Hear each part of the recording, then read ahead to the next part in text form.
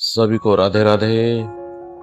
दर्शकों, आज हम बात करेंगे उन लोगों की जिनका जन्म 1960 और 1980 के बीच हुआ है। उनमें से कुछ आज दुनिया में नहीं है, तो कुछ आज भी कहते हैं हमारा भी जमाना था। हाँ दोस्तों, यही है वो खास पीढ़ी जिस पर लिखे लेख पर आज का यह वीडियो आधारित है। यह पीढ़ी अब 45 पार कर चुकी है और 65-70 की ओर बढ़ रही है, जिनमें से एक मैं भी हूं। इस पीढ़ी की सबसे बड़ी खूबी यह है कि इसने जिंदगी में बहुत बड़े बदलाव देखे और उन्हें अपनाया भी।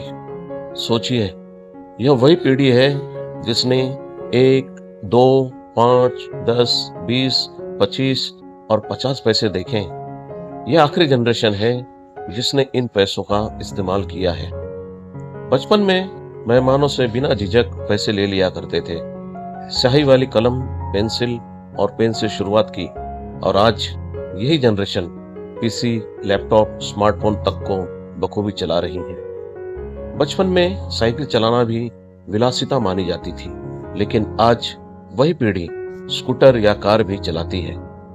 कभी चंचल, कभी गंभीर, बहुत सहा, बहुत भोगा, लेकिन संस्कारों में पली बढ़ी यही पीढ़ी है। हमारे उस जमाने में टेप रिकॉर्डर और पॉकेट ट्रांजिस्टर कभी बड़ी कमाई और अमीरी का एहसास दिलाते थे। टीवी, कंप्यूटर आने से जिनका बचपन बर्बाद नहीं हुआ, यही वह आखिरी जनरेशन है।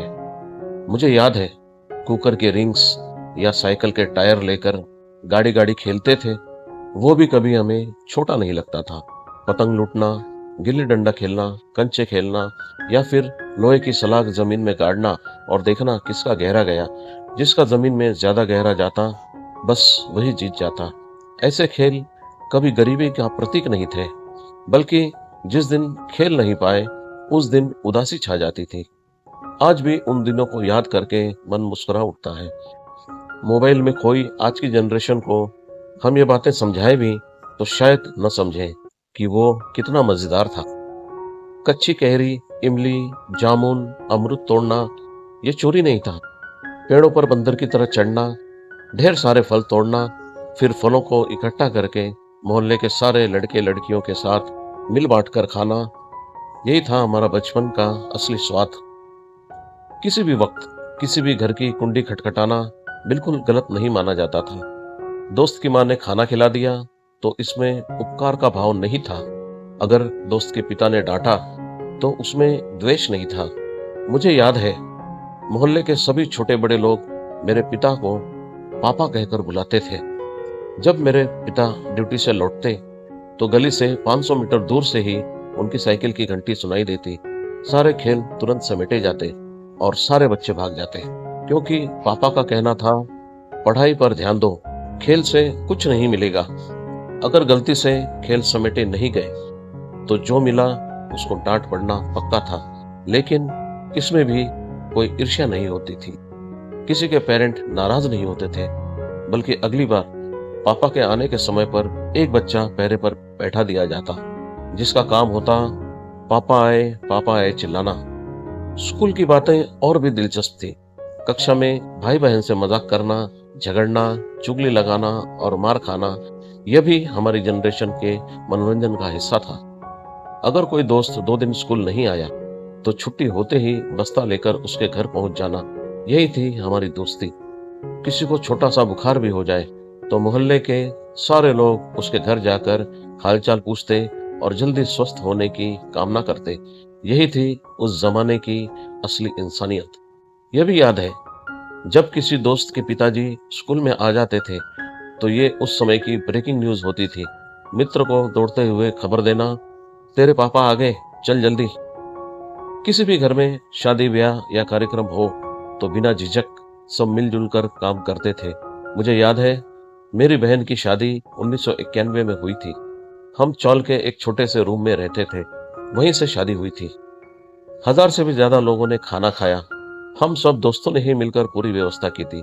आज भी एल्बम देखते हैं तो सोचते हैं कैसा अद्भुत जमाना था वो। स्पोर्ट्स की बातें करें तो कपिल देव, सुनील गावस्कर, वेंकटेश प्रसाद, प्रसन्ना, श्रीकांत हमारे आइडल हुआ करते थे। एक के पास छोटा सा ट्रांजिस्टर होता और हम सब कान लगाकर कमेंट्री सुनते। खिलाड़ी अच्छा खेलता तो नाच उठते और खराब खेलता तो खुद ज्ञानी बन जाते और एक दूसरे से कहते कि उसे ऐसे नहीं वैसे खेलना चाहिए था। खिलाड़ियों की अखबार में छपी तस्वीरें काट कर बस्ते में रखते ताकि अगले दिन स्कूल में चर्चा कर सके। फिर आया टीवी। तब पिट सैम्प्रस, भूपति, स्टेफीग्राफ, अगासी का टेनिस देखा। लेकिन सच कहें तो आज भी कई मेरे हम उम्र लोग इन खेलों को ठीक से समझ नहीं पाते। फिल्मों की बात करें तो राजकुमार, दिलीप कुमार, धर्मेंद्र, जितेंद्र, अमिताभ, राजेश खन्ना, हेमा मालिनी, रेखा, श्रीदेवी, जयप्रदा, यह हमारे हीरो हीरोइन थे। धीरे धीरे सनी देओल, संजय दत्त से लेकर आमिर, सलमान, शाहरुख और माधुरी तक हमारी जनरेशन उन पर भी फिदा रही। त्योहारों पर या संडे को पैसे मिलाकर वीसीआर लाना और 4-5 मूवी एक साथ देखना, पूरे परिवार के साथ देशभक्ति, धार्मिक या कॉमेडी मूवीज देखना, यही हमारी मौज थी। वो भी क्या दिन थे। रोमांटिक मूवीज छिप कर देखना, क्योंकि उस समय किसिंग सीन्स वाली मूवी एडल्ट मानी जाती थी। यह थी हमारी मासूमियत। टीचर से पिटना कोई बुराई नहीं थी, बस डर ये रहता था कि घर वालों को पता न चल जाए, वरना वहां भी पिटाई होनी तय थी। माता पिता, टीचर्स और बड़े भाई बहन से मार खाना हमारी दिनचर्या का हिस्सा था। पिट गए तो खुशी इस बात से होती कि कल से कम ही पिटे गए हैं, न पिटे तो भी खुश होते कि आज का दिन अच्छा बीता। माता पिता के हाथ जो आया, झाड़ू, बेलन, जूता, चप्पल, उसी से पिटाई होती और साथ ही हिदायत दी जाती कि रोना बंद कर, और हम तुरंत चुप हो जाते, वरना दूसरी बार रोने के लिए पिटे जाने का डर होता। आधे घंटे बाद आंसू पोंछकर फिर खेलने निकल जाना, जैसे कुछ हुआ ही न हो। यही है वो आखिरी पीढ़ी। शिक्षक पर ऊंची आवाज न करना, पिटाई के बाद भी दशहरे, दीपावली पर आशीर्वाद लेना, और आज भी अगर कोई रिटायर्ड शिक्षक दिख जाए तो निसंकोच उन्हें झुककर प्रणाम करना, यही हमारी पहचान है। बड़ों के सामने कुर्सी पर न बैठना, बड़ों के सामने गाना गुनगुनाने में शर्माना, यही थी हमारी बड़ों के लिए वैल्यूज। बस या ट्रेन गुजरते देखना, मित्रों के साथ मिलकर हाथ हिलाकर बाय बाय करना, फ्लाइंग किस देना, और जब यात्रियों से भी जवाब में वही आता तो गंदे तरीके से मुंह बनाना या उंगली दिखाकर मजाक मस्ती करना, यह थी हमारी खुशियां। स्कूल और कॉलेज की छुट्टियों का इंतजार करना और छुट्टियों में स्कूल खुलने का इंतजार करते हुए स्कूल की यादें बुनना, यही है वो जनरेशन, यही है वो आखिरी पीढ़ी। न मोबाइल, न एसएमएस, न व्हाट्सएप, सिर्फ मिलने की आतुर प्रतीक्षा करने वाली पीढ़ी। पंकज उदास की गजल सुनकर आंखें पोंछने वाली पीढ़ी। दिवाली की 5 दिन की कहानी जानने वाली पीढ़ी। लिव इन छोड़िए, लव मैरिज भी बहुत बड़ा डेयरिंग समझने वाली पीढ़ी। एक को चुनना और उसी को जीवन भर प्यार करने की सोच रखना, इस डर से अपने प्यार का इजहार न करना कि कहीं वो बुरा ना मान जाए, उसके प्रपोज का इंतजार करना, यहाँ तक कि अपनी आंखों के सामने उसकी शादी देखकर आंसू बहाते हुए उसकी खुशी के लिए दुआ करना और फिर अपने आप को समझाना, प्यार वगैरह कुछ नहीं होता, सब बेकार बातें हैं। लेकिन फिर कुछ ही दिनों में नई लड़की को नया टारगेट सेट करना और यही पीड़ा तब तक झेलना जब तक अपनी शादी न हो जाए। यही था हमारी जनरेशन का प्यार। स्कूल कॉलेज में लड़कियों से बात करने वाले भी एडवांस्ड कहलाते थे। एक तरफा प्यार तो सभी करते थे, परंतु पाने के लिए हिंसा, बदनामी या ब्लैकमेल का सहारा नहीं लिया, सिर्फ उसे खुश देखकर सुकून पाना, यही है हमारी आखिरी पीढ़ी का त्याग। फिर से आंखें मूंदे तो वो 10, 20, 30, 40 की वही सुनहरी यादें। गुजरे दिन तो दोबारा नहीं आते, लेकिन यादें हमेशा ताजा रहती हैं। यह समझने वाली जनरेशन थी कि आज के दिन भी कल की सुनहरी यादें बनेंगी। हाँ, हमारा भी एक जमाना था। तब बालवाड़ी, केजी या नर्सरी जैसा कोई कॉन्सेप्ट ही नहीं था। 6-7 साल पूरे होने के बाद सीधे पहली कक्षा में स्कूल भेजा जाता था। अगर स्कूल न भी जाए तो किसी को फर्क नहीं पड़ता था। साइकिल या बस से स्कूल भेजने का रिवाज नहीं था, बच्चे अकेले जाते।